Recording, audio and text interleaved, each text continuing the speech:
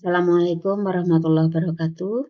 Bapak Ibu yang berbahagia, senang sekali pada kali ini saya berkesempatan untuk sedikit membahas mengenai kurikulum yang pada tahun ini mulai diberlakukan oleh pemerintah, yaitu kurikulum Merdeka. Namun untuk mempelajari materi mengenai kurikulum Merdeka, kita perlu sedikit untuk kilas balik mengenai peran kita sebagai pendidik. Seperti yang Bapak Ibu guru pahami adalah bahwa perilaku maupun sikap dari siswa itu sendiri itu dipengaruhi oleh beberapa faktor. Di antaranya adalah didikan dari orang tua, kemudian pengaruh dari masyarakat sekitar siswa itu sendiri, dan juga pengaruh dari kemajuan teknologi.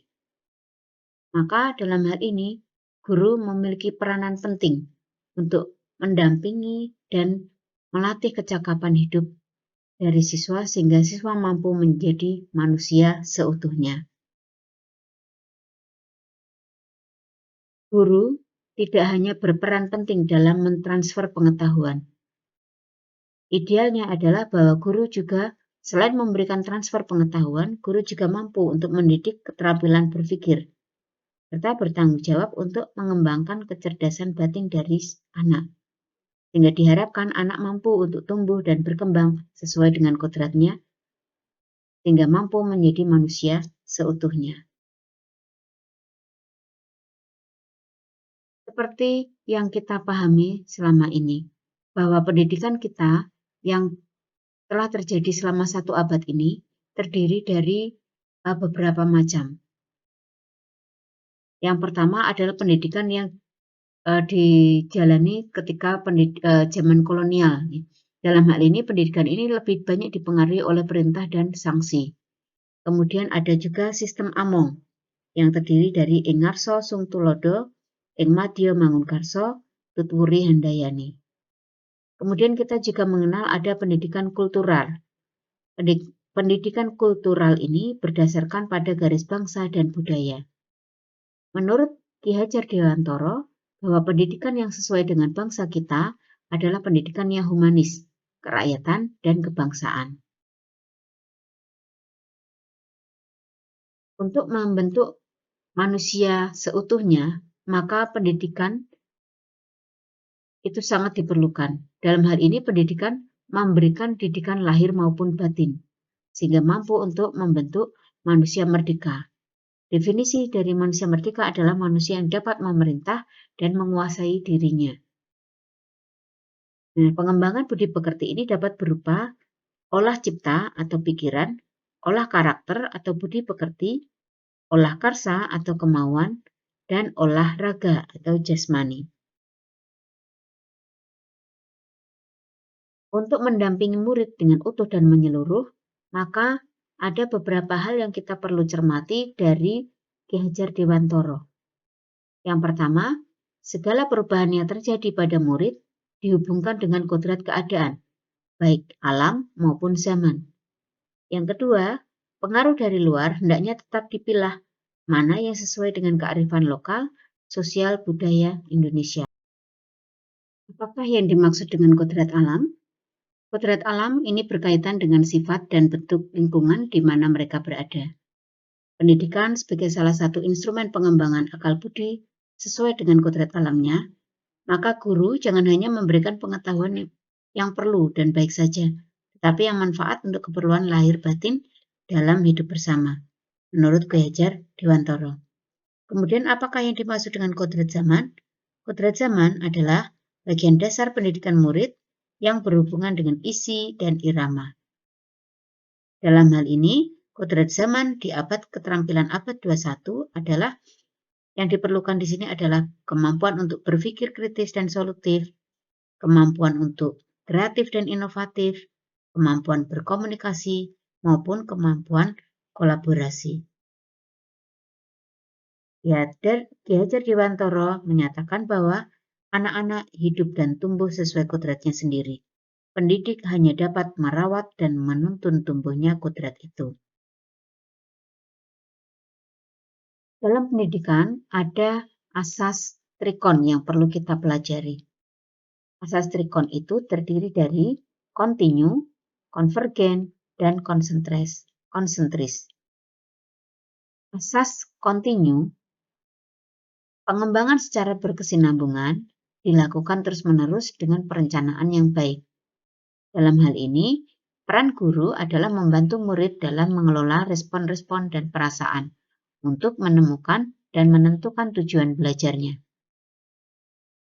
Asas konvergen, bersama bangsa lain mengusahakan terbinanya karakter dunia sebagai kesatuan kebudayaan umat manusia sedunia, tanpa mengorbankan nilai identitas bangsa masing-masing. Untuk asas konsentris, yang dimaksud dengan asas konsentris adalah bersikap terbuka, tetapi tetap kritis dan selektif terhadap pengaruh kebudayaan di sekitar. Menumbuhkan budi pekerti. Menurut Ki Hajar Dewantara, budi pekerti adalah kemampuan kodrat manusia yang berkaitan dengan bagian biologis dan berperan menentukan karakter seseorang.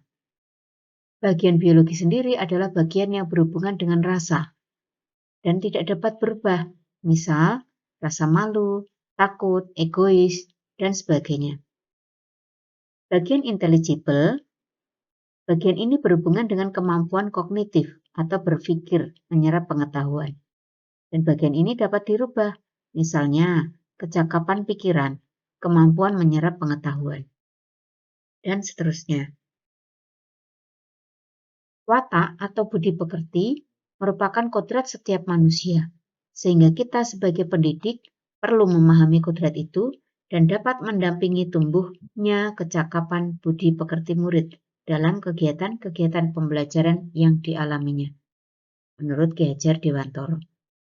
Maka dalam hal ini, untuk menumbuhkan budi pekerti, maka guru dapat, yang pertama, melatih keberanian berpendapat atau akal. Yang kedua, mengasah perasaan dan perilaku atau rasa. Kemudian, yang ketiga, memunculkan kehendak atau karsa. Dalam pendidikan, teori konvergensi dan pengaruhnya terhadap pendidikan, ini kita juga perlu mempelajari atau mengingat kembali teori tabula rasa dan teori negatif. Dalam teori tabula rasa, murid diibaratkan sebagai kertas kosong yang dapat ditulisi oleh guru. Sedangkan di teori negatif ini menyatakan bahwa murid itu seperti kertas yang sudah penuh diisi dengan tulisan. Menurut Ki Hajar Dewantara, kodrat manusia sebagai suatu kertas yang sudah terisi dengan tulisan-tulisan yang samar dan belum jelas arti dan maksudnya.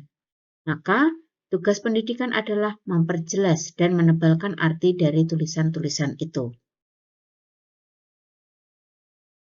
Pendidikan dapat mempengaruhi bagian intelligible dan bagian biologis murid. Bagian intelligible dapat menutupi tabiat atau perasaan yang tidak baik. Pendidikan yang mengantarkan keselamatan dan kebahagiaan. Pendidikan baru akan berfungsi jika guru memahami beberapa hal, seperti yang tertayang di sini. Yang pertama, guru memahami bahwa murid ini memiliki potensi yang berbeda-beda tiap anak. Yang berikutnya, guru juga perlu untuk memahami bahwa pendidikan ini hanya berperan sebagai tuntunan. Dan mendidik itu adalah menuntun murid untuk agar selamat dan bahagia. Pendidik atau guru tidak dapat berkehendak atas potensi murid itu sendiri. Namun, guru dapat memberikan daya upaya yang maksimal untuk mengantarkan murid menjadi manusia merdeka. Merdeka Belajar Abad 21. Dalam salah satu pernyataannya, Ki Hajar Dewantara menyatakan, tuntunlah murid sesuai zamannya. Seperti yang kita ketahui, kita sudah memasuki era belajar abad 21. Di era belajar abad 21 ini, kita mengenal istilah pendekatan saintifik yang meliputi keterampilan mengamati, menanya, mencoba, menalar, dan mengkomunikasikan. Maka kita perlu cermati tuntutan dari pembelajaran abad 21, yaitu murid diharapkan mampu untuk menjadi pembelajar sepanjang hayat. Kemudian murid diharapkan mampu untuk membangun konteks diri. Maka adalah penting dalam pembelajaran abad 21 yang perlu dicermati oleh guru, yaitu melatih kemampuan murid dalam memecahkan masalah, melatih kemampuan kognitif yang kompleks, dan melatih kemampuan sosial emosional.